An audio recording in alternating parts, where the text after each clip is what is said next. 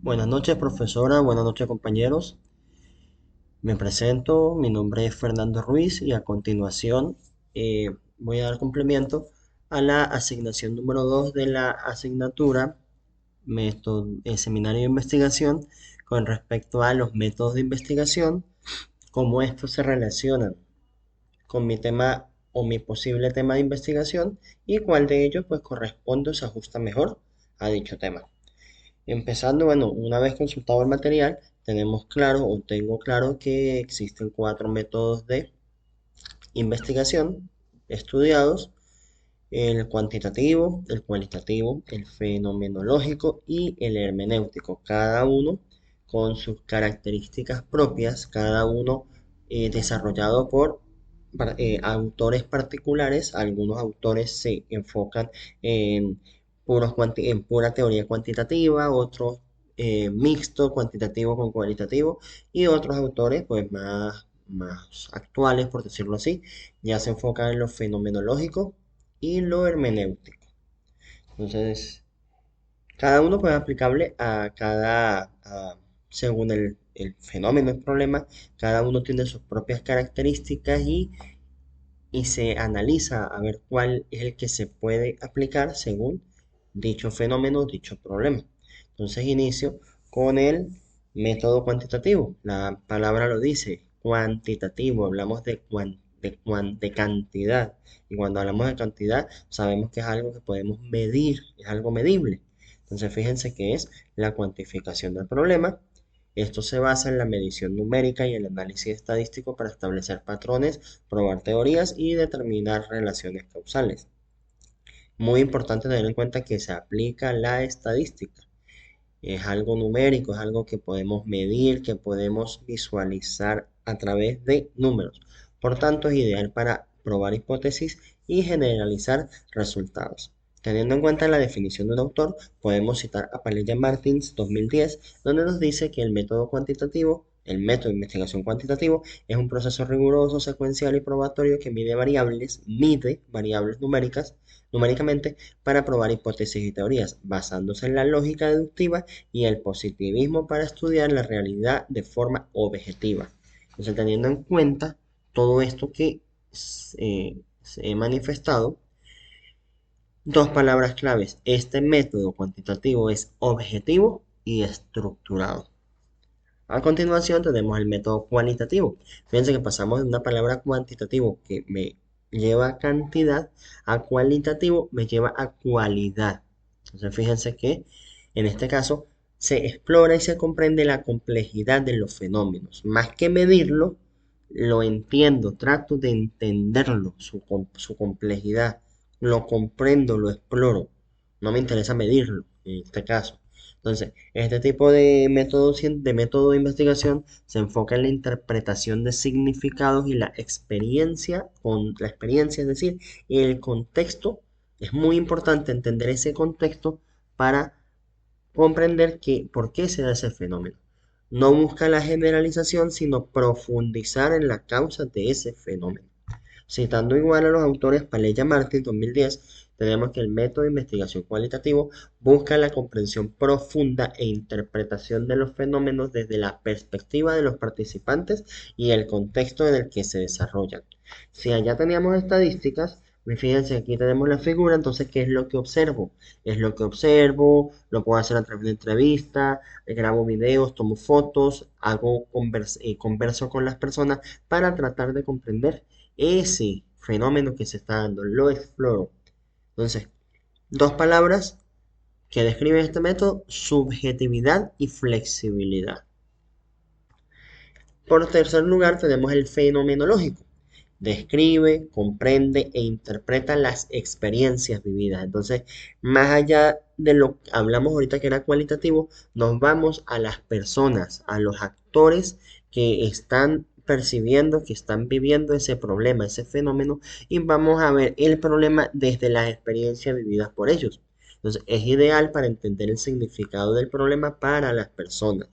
Fíjense aquí en la figurita, los cinco sentidos. Entonces, ¿qué ve, qué siente esa persona? ¿Cómo describimos ese problema a través de esa percepción de esa persona, de esos cinco sentidos?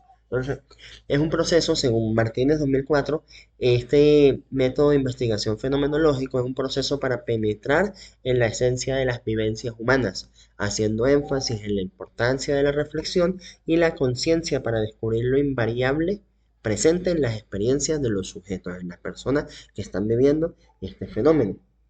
Una palabra que la describe es experimental. Este tipo de metodología es experimental. Por último, cuarto método es el método de investigación hermenéutico, un método interpretativo que busca el significado de textos, documentos, prácticas o acciones históricas y culturales. ¿Qué quiere decir esto? Que implica una interpretación circular. El todo se entiende por partes y viceversa. Entiendo todo por partes y entiendo las partes viéndolo desde un todo. Entonces, es ideal para analizar leyes, normativas y la cultura organizacional. Es decir, se basa mucho en el texto, en lo documentado, en lo que hay documentado en cuanto a ese fenómeno que se está percibiendo o problema que se quiere atacar.